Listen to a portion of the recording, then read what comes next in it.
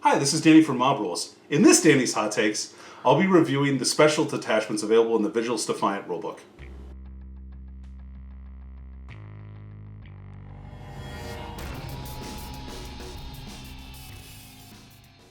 We have the faction rules. So this is the thing a lot of people are excited about because this has rules for many different factions. Almost all of the different Imperial factions have cool new specialist formations that are not. I'm sorry, specialist attachments, and you use a command point. Generally speaking, they're all one command point to upgrade a particular detachment to these specialist attachments. You can upgrade one more than once. That was like the first thing I thought of when I was looking through it. And I got kind of excited, like combining the Crimson Fists one with the Indominus Crusaders. But unfortunately, you can't do that, or fortunately, depending on who you are. And these will give things like, most all of them have a special warlord trait, a special relic, and then some of them have special psychic powers that you can use. And then they all have special stratagems that unlock only for units that are a part of these specialist attachments.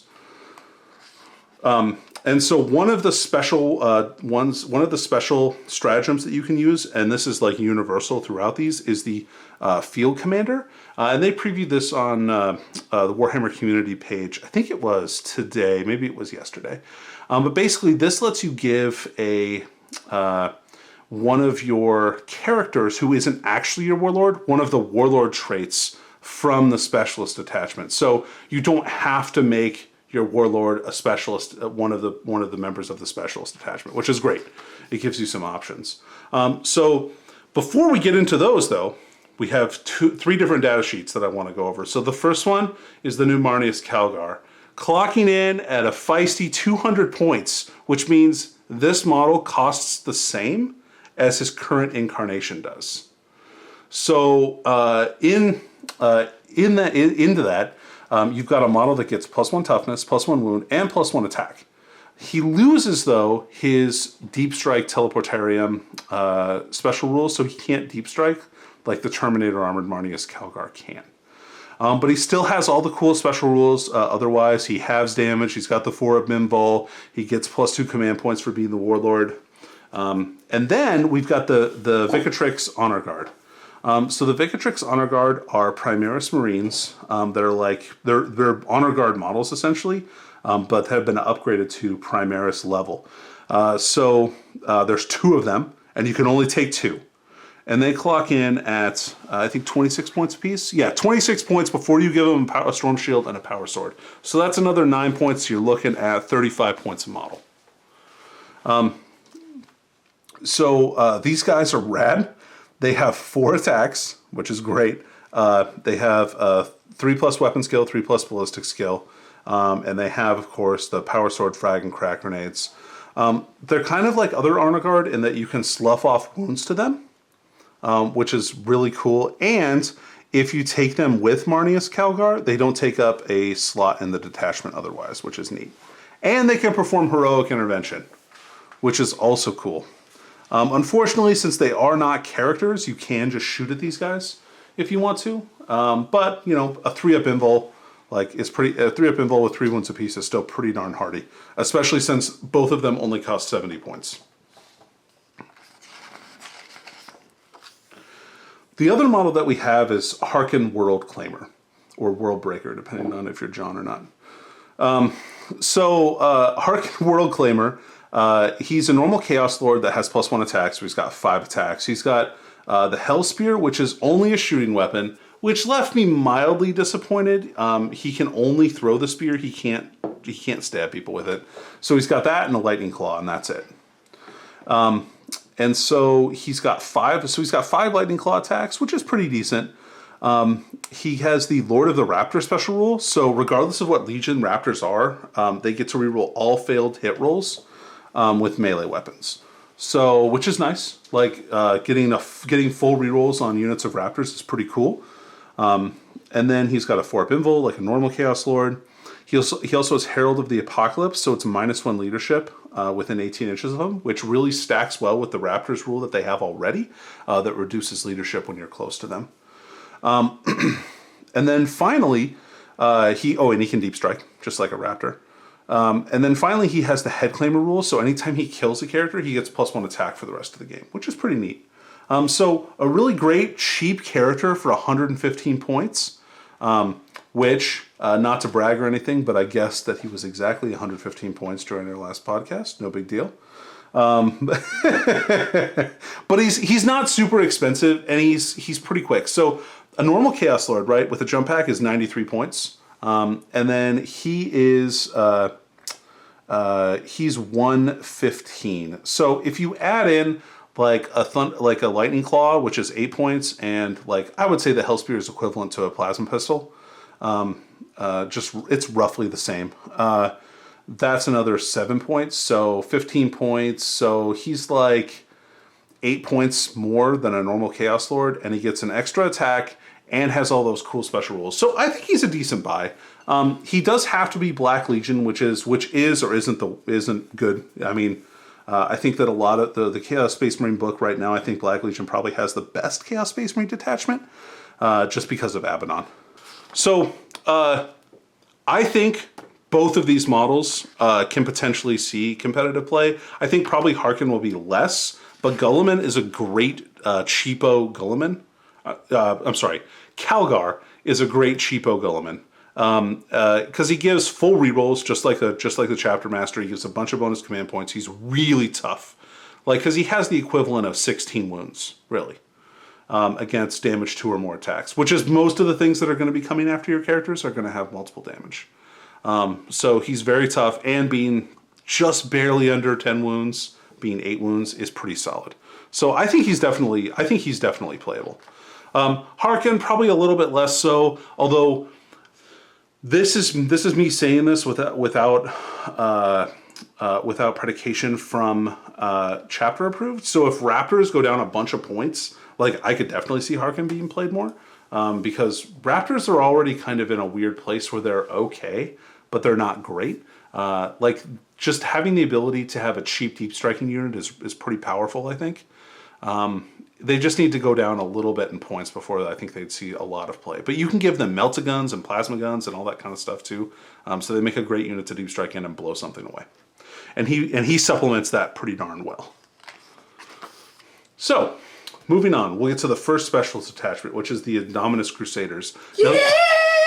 Now, gross. So, the Indominus Crusaders is a really cool specialist detachment. So for 1 CP, all of your Primaris captains, lieutenants, ancients, intercessors, and inceptors gain the Indominus Crusaders. Now, I don't know why Hellblasters or aggressors aren't included in this. I think maybe because they didn't have stratagems for them in here. Although inceptors don't, but somehow they're in there. I don't know. Anyway, the point is that you can make your intercessors really great with this Indominus Crusaders detachment.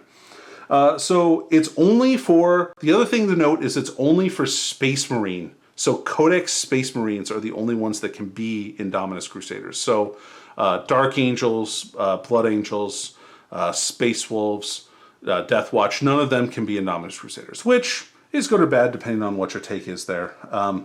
I was really looking forward to having elite Dark Angels, but that's okay. I get why Space Marines should have probably the best intercessors. I'm good with that. So the first thing is a warlord trait called Grey Shield. So kind of in the background, these guys ended up having companies that were mixed, like mixed chapters. So they might have 2 squads of Imperial Fist intercessors, 1 of Ultramarines, 1 of Iron Hands, etc., etc. So this kind of reflects that and basically lets you take another chapter trait once per game, or chapter tactic. So you can make all of your guys Iron Hands, and then also 1 turn make them all Raven Guard, as long as they're within. No, it doesn't. There's no distance. Just you get that. Just once per game you can make first turn. Well, you can make all of your intercessors Raven Guard for that extra -1 to hit, which is pretty neat. And then they have the Reliquary, is it Reliquary of Gath Alamor. So this one is a really cool relic, actually.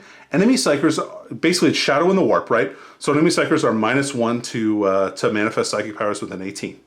And if they fail, you roll a d6. On a 4+, they also take d3 mortal wounds. So it's kind of similar to, it's like a combination between Shadow in the Warp and the Tyrannid Warlord power for Kronos, where if they fail a psychic power, they automatically perils, which is pretty neat. I think that's a good relic. And then they also have another one, Standard of the Ultima Founding. So you give this to a Primaris Ancient, and then once per battle at the start of any of your movement phase, the barrels can choose to plant the banner. If they do so, until the banner next makes a move, so until he moves again, Indominus Crusader infantry models can reroll to hit and to wound of 1 while they're within 6. So, man, what a great banner just to plant in your backfield while you're advancing up with your captains. So you don't have to keep your captain there along with them, which is pretty neat. Like, I think that's really, really solid. And it lasts until, so basically it makes your Primaris Ancient a lieutenant and a captain. That's pretty cool. So the stratagems, they get 5, and this is more relics and stratagems than most of these other detachments get. They get the Liberators one. You pick an Indominus Crusader unit in your army. Every time you roll an unmodified 6 to hit, it counts as 2 hits instead of 1. Pretty nice, and that's only in the fight phase for 1 CP. And then you can spend this as many times as you want, or have CPs for, to get veteran intercessors to give your intercessor squads +1 attack, +1 leadership. So boosting your models up to 3 attacks a piece is pretty neat. I think that's a really great. I think that's a really good stratagem. And 1 leadership is nothing to sneeze at either. And then they have 3 stratagems for intercessors, and these affect each different weapon option that the intercessors have. So the assault bolters, the stalker bolters, and the bolt rifles. So they previewed already the target selected that makes your stalker bolters snipers. There's also a bolt storm, which makes your assault bolters automatically hit if they're within half range. Amazing. So when they're within 12, that's really great. And then the other one is rapid fire, which turns your bolt rifles into rapid fire 2. So it means 4 shots apiece from your normal intercessors. I mean, that is just such an amazing stratagem. I'm really looking forward to seeing how that works on the tabletop. I can see that being very, very powerful. Yeah, getting 40 shots at close range with 1 squad of intercessors can be really brutal. So the next one I'm going to go over is the Ultramarines Vigilus Guard. So again, 1 CP to activate this. This affects Captains, Ancients, Honor Guard, Vigilus Honor Guard, Vanguard Veteran Squads, and Stern Guard Veteran Squads. So the Warlord trait is once per battle in the fight phase, you can re-roll to wound rolls for attacks made by Vigilus Guard units within 6 inches of the Warlord. Really powerful. Oh, also to note, this is only an Ultramarines formation or detachment. So make sure this has to be Ultramarines, as they are the Vigilus Guard, which makes sense. That is such an amazing one. And then combine that with the stratagem Strike First for Ultramar. Use this stratagem at the Oh, I'm sorry, this doesn't stack. My bad. Okay, well, it's still really great. It's still a really great ability. Sorry, this is called Danny's Hot Takes, not Danny has had a lot of time to review the codex. Strike First for Ultramar basically makes your Vigilus Guard, they get to heroically intervene and then immediately fight in the charge phase. Whew, that is brutal, man. I do not want to get like counter-assaulted by a unit of 10 Vanguard veterans or something like that. I don't think anybody wants that. And then they get to fight right away, so it's kind of like the stooping dive that Custodes get for their jet bikes, which is already really good. And then they also have the Fight Like Demigods, which gives them, basically, you pick a Vigilus Guard unit within 6 inches of a captain, and then add +1 to hit so they hit on 2s. Rerolling 1s because he's a captain. So 97% hit rate is pretty darn good. And they have 2 different relics. You've got one for a power sword and mastercrafted power sword that basically gives you +1 strength, -1 AP, +1 damage, which is pretty standard, but also really good. And then there's also the standard of Macragge Invalid, So it's for an ancient. Add 1 to the leadership characteristic of Ultramarine units while they're within 12 inches, just like a normal banner. In addition, add 1 to the attack characteristic of Vigilus Guard units while they are within 6 inches of the bear. So, like, you can really see this stacks up that Ultramarine assault force to be epic. Like, they really can stack the buffs and make themselves hit like a ton of bricks, which is great because I think Marines could really, like, normal Codex Marines could really use like an incredibly solid assault unit, and this is the way to make it. So then we have the Imperial Fists Siegebreaker cohort, which they've already reviewed, so I'm going to skip this one. Moving on to one that's also far more interesting. Sorry, John. The Crimson Fists Liberator Strike Force is for Crimson Fists only. It includes Primaris, Characters, Intercessors, Reavers, and Hellblaster squads. So already some of the coolest units in that book. The Warlord trait is Expert Instructor. Reroll to hit rolls of 1 for friendly Liberation Strike Force units within 9 inches of your Warlord. So first of all, if you give that to a captain, it increases his radius by 3 inches. If you give it to a Primaris Lieutenant, though, it makes him into a captain that also has a 9-inch range and lets you reroll 1. So I think that what you should take there is pretty obvious. Or any of the other Primaris characters. Make him a Librarian who's an Expert Instructor, right? Like, I think that's a super great ability. The Relic is less good. I'm just not a fan of Relic pistols in general, but it's a good pistol for what it's worth. It's a pistol 2, strength 5, -1, 2 flat, and every time you make a hit with it, you get to make another attack with it up to the amount that you hit with initially. So you can potentially get 4 pistol shots, which is pretty cool. Now their stratagems are super rad. So you've got the Heroes of Rindsworld.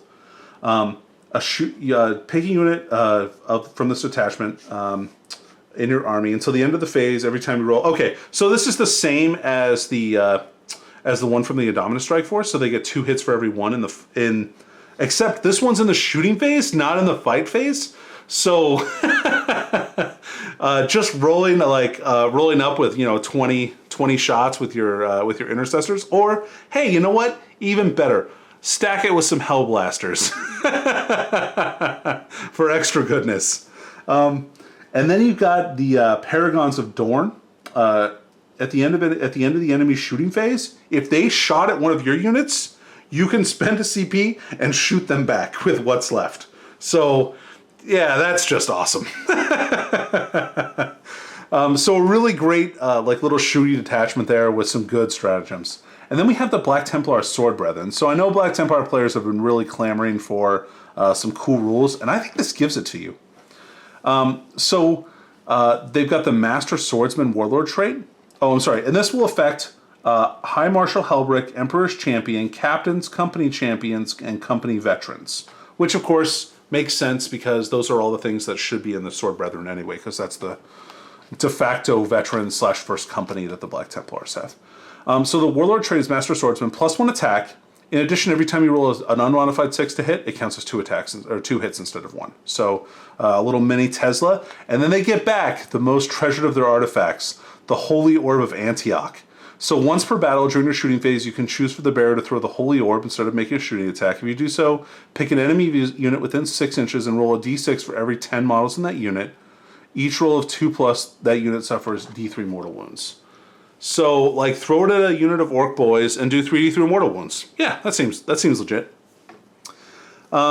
You can give, for 1 CP, at the start of the fight phase, you can give your Sword Brethren 5-up Feel No Pain. Amazing.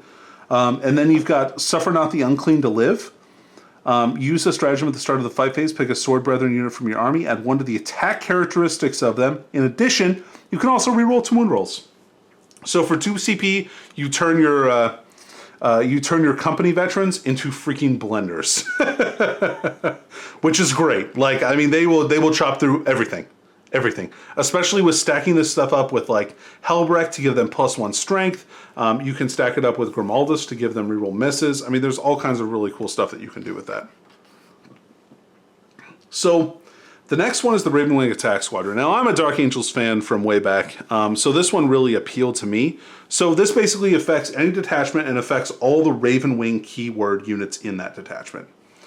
So it's got really great stratagems. You've got Swift Strike. So use this in the fight phase after an attack squadron. So the attack squadron is any Ravenwing unit from the specialist detachment has fought. The unit immediately makes a move and advance as if it were your movement phase. If there are any enemy units within 1 inch, it just falls back. So somebody charges your units, you interrupt, fight, and then flee back out of combat. I mean, that is so cool. What a great ability. So I think that's really powerful. Or you can charge in, fight somebody, and then get out of dodge or move on to an objective. Like, there's so much tactical play there with that particular stratagem. I mean, anytime you get a fast-moving unit that just gets to move again, it is an incredibly powerful ability. And if you do charge somebody with something, like, let's say you charge them with Black Knights, just like hitting them and getting out of there so there's no repercussion to you is really powerful. The other one that's really good is Signal the Attack. So for 1 CP, use it after you've hit and wounded another squad. All of your attack squadron models get +1 to hit that unit from your entire army. So as long as they're part of this detachment, they're going to get +1 to hit against that same target. So there's kind of a meta list going around right now that involves a Supreme Command detachment that has several Talon Masters and Samael on the land speeder. So as long as Samael does a wound, right, which is pretty likely considering he has 12 assault cannon shots and then also 6 heavy bolter shots, he pops that stratagem. So then all of the God, what are they called? The Talon Masters that are around him, right, then get +1 to hit, which negates their heavy weapon moving and shooting penalty, and then Samael lets them reroll all misses, and they're already rerolling once to wound. So you're going to get another 18, 36. If you have 3 of them, that's 54 shots that are strength 5 or 6 and -1 AP that are hitting on 3s rerolling. So 90% hit rate roughly. So I think that's really, really powerful. They also have lightning fast reactions as Warlord trait, which lets them fight first in the fight phase. And then a really great relic sword, the Monster Slayer of Caliban, which is a power sword upgrade, which basically is another Heaven's Fall Blade, except you also get +1 to wound monsters. You don't get the +1 attack that the Heaven's Fall Blade does, but getting +1 to wound monsters or vehicles is really powerful. All right, so the next one is Space Wolves.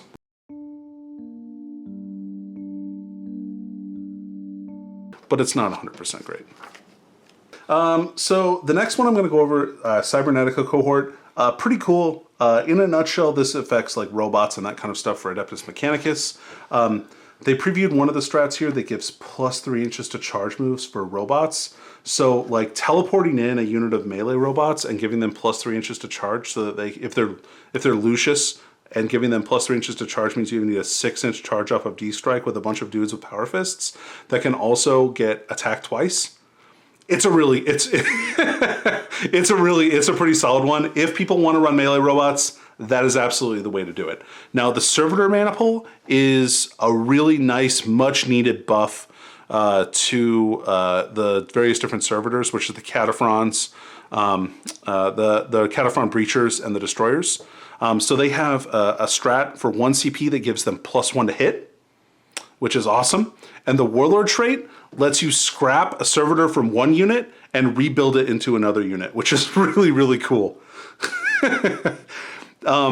And then you can also spend CP at the start of the game to give any of your units 5-up invulnerable saves for 1 CP apiece, which is nice because those models are very fragile.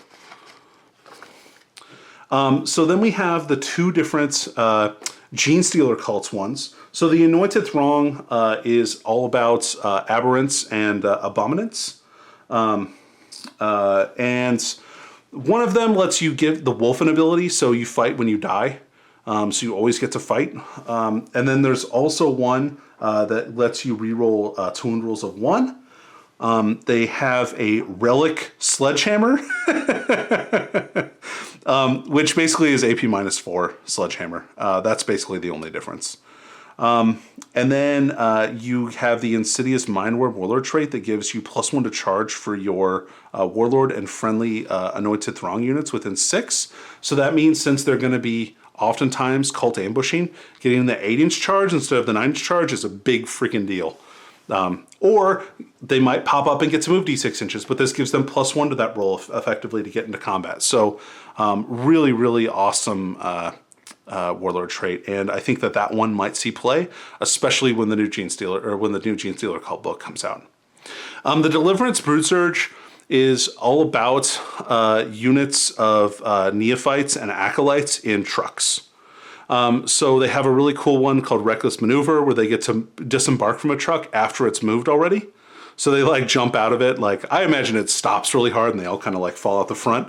But it's kind of like the Valkyrie thing, the aerial disembarkation, where you have to roll for each guy that gets out, and on one they take a mortal wound.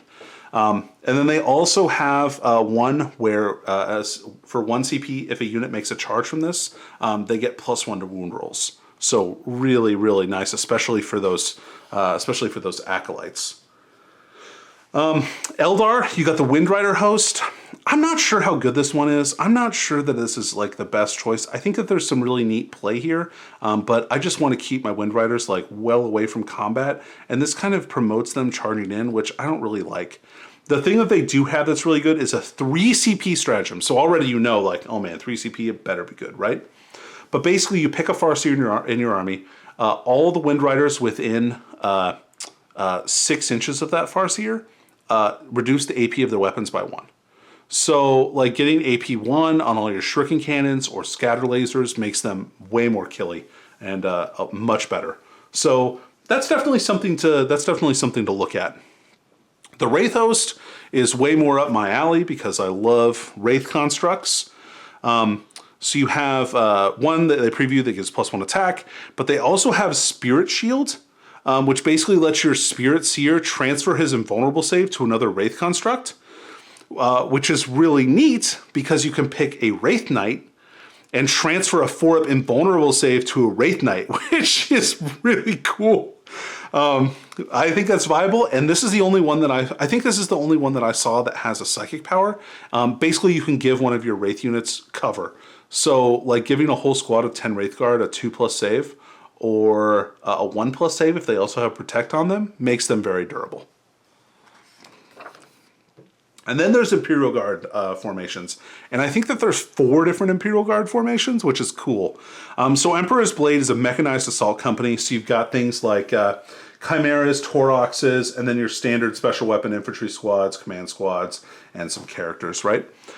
So the mechanized commander lets you do orders out of your transport, which is pretty cool. And then you can do mechanized fire support. Lets one of your vehicles overwatch for models that get charged at full ballistic skill. So they hit on 4s with no modification. So like your Taurox with the Gatling blaster gets to shoot like 10 shots at hitting on 4s, which is super nice.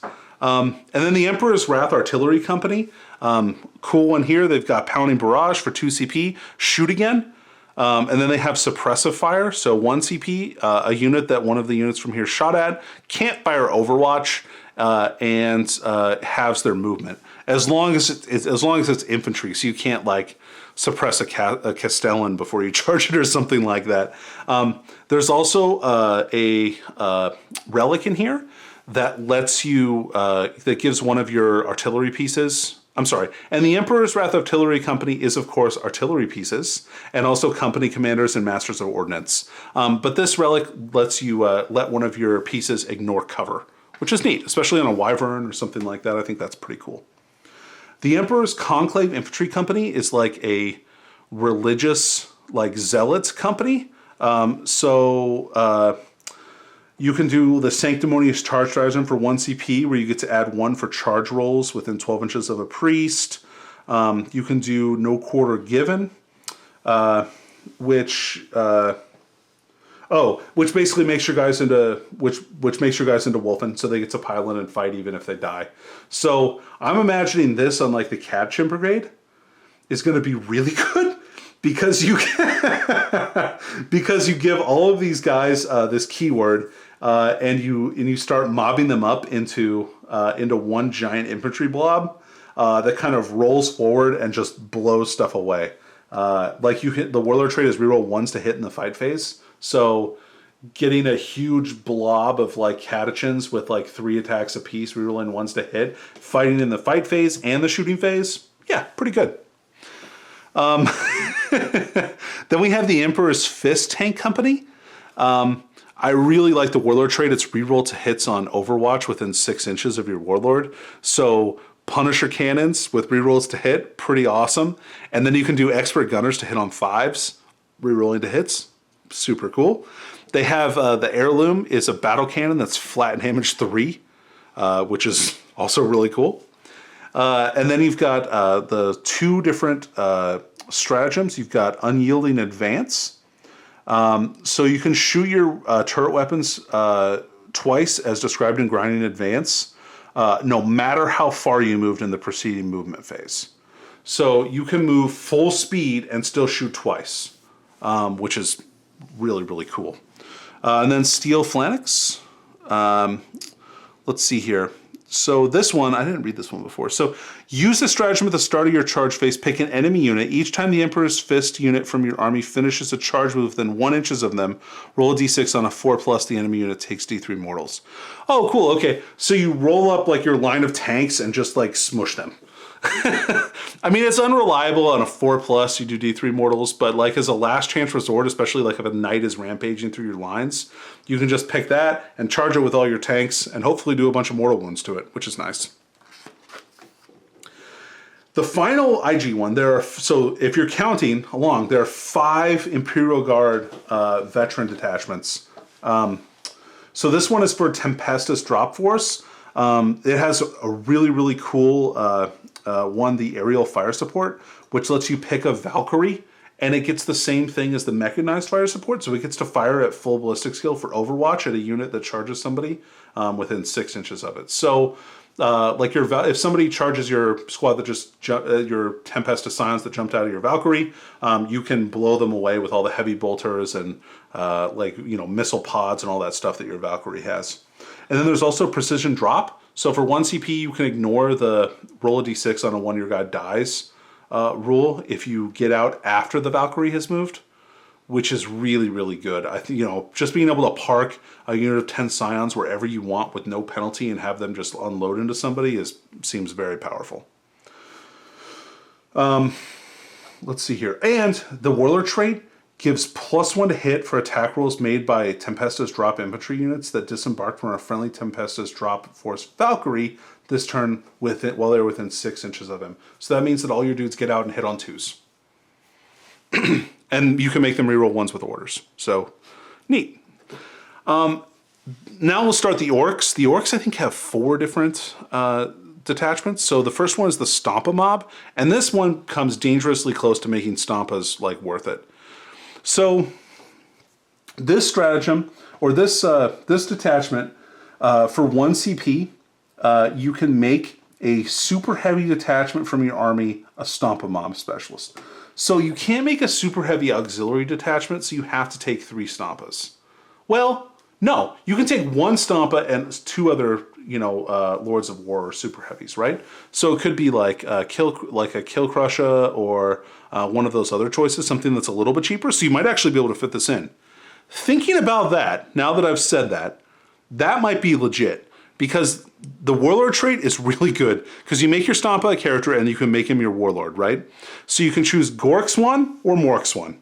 Gorks 1 is add 1 to hit and wound rolls for attacks made by your Warlord in the fight phase. So he hits on 2s with 1,000,000 attacks. Or Morks 1, add 1 to wound rolls for shooting. The amount of guns that a Stompa has is insane, so being able to shoot with all those guns at +1 to wound is really good. And then the Shiny Gubbins, the Relic is a 5+ invulnerable save, so you can automatically just give your Stompa a 5+ invul without having to have a Big Mac with a custom force field around or inside of him. So they have the Stomp, Stomp, Stomp stratagem. Basically, this is like the chainsword, the Reaper chainsword, the Reaper strike that the Knights have. So you roll a d6 for each enemy model within 3 inches of the Stompa after it's at the start of the fight phase, and on a 6+, they take 1 mortal wound. But the cool one is a 4 CP stratagem called Stompaporta, which gives your Stomp a deep strike, which is super cool. Because nothing like a Stompa showing up 9 inches away from your the enemy army, ready to get in there. Especially if it's like Evil Sun, so it gets +1 to charge, so it's like you just need an 8 to get in there, which is kind of neat.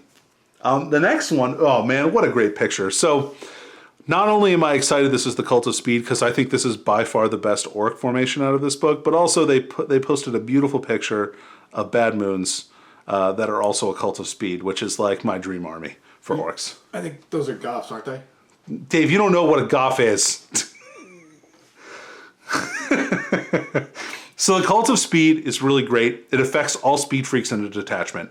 So the first one for 2 CP is Turbo Boostas, which instead of advancing, you just move twice your movement. So this is really great. Dave is flipping off the book over here.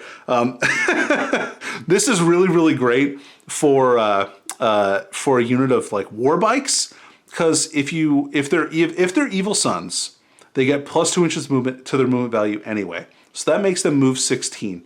So that means that they can move 32 inches. And as long as they're still within 6 inches of a Def Killer Wartrike, they can assault. And they'll take no penalty for advancing and shooting a weapon, because it just counts as advancing. It says instead of rolling the advanced dice, they get to move this far instead, which is amazing. And then you have Charge Through Them, which is also great. Use the stratagem before a Cult of Speed unit from your army makes a consolidation move. They consolidate 2d6 inches instead of 3 inches. So the ability to consolidate an average of 7 inches on a unit that already moves incredibly fast just to tie stuff up is so good. I think that this is going to be one that you're going to see quite often. The Relic is great. It's a Wartrike. It's a Wartrike only, but they get +1 toughness and a 5-up invul, so that makes them toughness 7. And a 5-up invul is great, because I was already taking mine as a Bad Moon, so we got a 4-up invul. But now, best of both worlds, +1 toughness and that. And then the Quick Lads is, as long as the unit advances, they're immune to morale. So that's great on those Warbikers already, right? All right. The next one we have is the Dread Mob. Now, I looked at this, and first of all, I love Dread Mobs. Like, the whole idea behind a Dread Mob seems super cool. And then I read the Relic, and I started geeking out. So the Relic is a Relic shock attack gun that has an extra D6 shots and has damage D6 instead of damage D3. I think that is the coolest thing ever. Like, it's already going to have high strength value. It's going to have a bunch of shots. You make him a Bad Moon. You could maybe shoot him twice, rerolling once to hit with Daka. He becomes a real badass. But there's a couple other things that are cool in here too. You've got, you can make one of your big mechs a Dread Mech. In that case, whenever he uses it to repair another unit from the formation, you get to add 1 to the number of wounds that he gives back, which is really nice. And then they have custom ammo, where you can pick a Dreadwa unit. By the way, Dreadwa units are Gorkanauts, Morkanauts, Big Mechs, Def Treads, and Killicans. So pick your Gorkanaut for this. He gets to shoot twice. So that heavy 16, like the Gatling blaster that it has, yeah, go ahead and shoot that at 1 again. And it's not just one weapon, it's all the weapons he has. So all the rockets and the big shooters, all that stuff gets to shoot again too. So, yep, good times. And then, so this might make the Mech Workshop, like, semi-viable. The Mech Connection stratagem, when you do the repairs, instead of you getting the something special on a 6, it happens on a 4-up instead. Which is cool for 1 CP. All right, and so the final one here is the Blitz Brigade. This got leaked a little bit ago. When GW was flipping through the book, it was like the easiest page to see everything on it. It has some really cool stratagems. This is for battle wagons, basically. I really like the Crush 'em stratagem for the Bone Breaker, because I already like the Bone Breaker, it's cool. For 1 CP, you get to roll an extra dice for the number of extra attacks it gets when it charges, because it gets d6 extra attacks when it charges. So you roll 2d6, drop the lowest, and it gets that many extra. So 6 plus 2d6, drop the lowest. So probably an average of like, 10 or 11 attacks or something like that is pretty good. And then it's got a good Warlord trait, so you get Backseat Driver. So the Warlord gives the guy your battle wagon, here we go. And then the shiny gubbins, the relics, is the Blitz Shouta. So it has like a big Vox network. I imagine the guy's on the back with like a megaphone yelling at everybody to kill the enemy. And you get to pick an enemy unit that is visible to the battle wagon until the end of the phase. And this is in the shooting phase. Until the end of the phase, reroll to hit rolls of 1 for attacks made by Blitz Brigade units within 6 inches of the battle wagon that targeted the enemy unit you picked. So getting to reroll 1s on units that may not have gotten to because they're not bad moons is pretty cool. The Hold On Boys I was really excited about for an instant until I read the very last sentence. So basically you get to do tank riders, so your boys get to hop on to one of your battle wagons, and then the battle wagon, you remove the boys, the battle wagon moves, and then the boys get out again. So the last sentence, though, is they can't charge. But getting to throw up a bunch of burner boys in somebody's face, or tank busters into the right area, or even just getting a mob of 30 boys up the table is probably pretty powerful, even if they can't charge. So you can wait for that turn 2 Alpha Strike. All right, so that kind of does it for the different detachments and the specialist detachments within this book. So I think you're going to see, I think that Ravenwing one is really powerful. I think the Crimson Fist detachment is also pretty good. I think the Cult of Speed is really solid as well. I think that the Indominus Crusade Veterans is a good one. I think you'll see that. I think those Gene Stealer Cult ones are good. I mean, honestly, there's so many good things in here. I don't think that it's limited in any way. I think a couple of them are less powerful or clearly less powerful than others, but that's okay because these detachments are there for people who want to run themed armies. And so if you really like one particular kind of unit, this gives you an avenue to potentially boost the effectiveness of said units. So it's a really great way to make your themed army more competitive than it would have been otherwise. So that being said, I was Danny from Mob Rules. So like, follow, subscribe. You'll see all that information at the end of the video here. And thanks for tuning in.